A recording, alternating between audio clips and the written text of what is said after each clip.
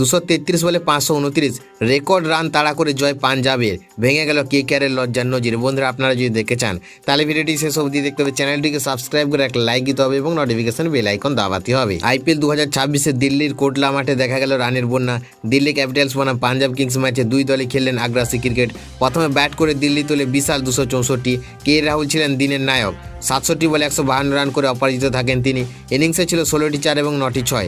মাত্র 47 বলে 17 রান করে আইপিএলে নিজের দ্রুততম সেঞ্চুরি করেন রাহুল। পাশাপাশি ভেঙে দেন ঋষভ পন্থের 128 রানের রেকর্ড। নীতিশ রানাও দারুণ খেলেন, 44 বলে 91 রান করেন। দুজন মিলে দ্বিতীয় উইকেটে গড়েন 220 রানের বিশাল জুটি। তবে এত বড় স্কোরও রক্ষা করতে পারেনি দিল্লি। 265 রানের লক্ষ্য তাড়া করতে নেমে শুরু থেকে ঝড় তুলে পাঞ্জাব। ওপেনার প্রিয়াঙ্ক সারিয়া এবং প্রভসিমরন সিং পাওয়ার প্লেতেই 116 রান তুলে ম্যাচের মোড় ঘুরিয়ে দেয়। প্রভসিমরন করেন 26 বলে 76 রান। এরপর কিছুটা ধীর গতি এলেও শ্রেয়াস আয়ার, নেহাল ওয়েদারা ইনিংস সামলে নেন। শ্রেয়াস আয়ার দুবার জীবনদান পেয়ে তার পূর্ণ সদ্ব্যবহার করেন। শেষ পর্যন্ত 36 বলে 71 রানে অপরাজিত থেকে দলকে জয়ের লক্ষ্যে পৌঁছে দেন। ওয়াদেরা 15 বলে 25 রান করে সঙ্গ দেন। শেষ পর্যন্ত 265 রান তুলে ম্যাচ জিতে নেয় পাঞ্জাব কিংস। আইপিএলের ইতিহাসে অন্যতম বড় রান তাড়া করে জয় পায় তারা। আর দিল্লি 264 রান হয়ে যায় হার স্কোর।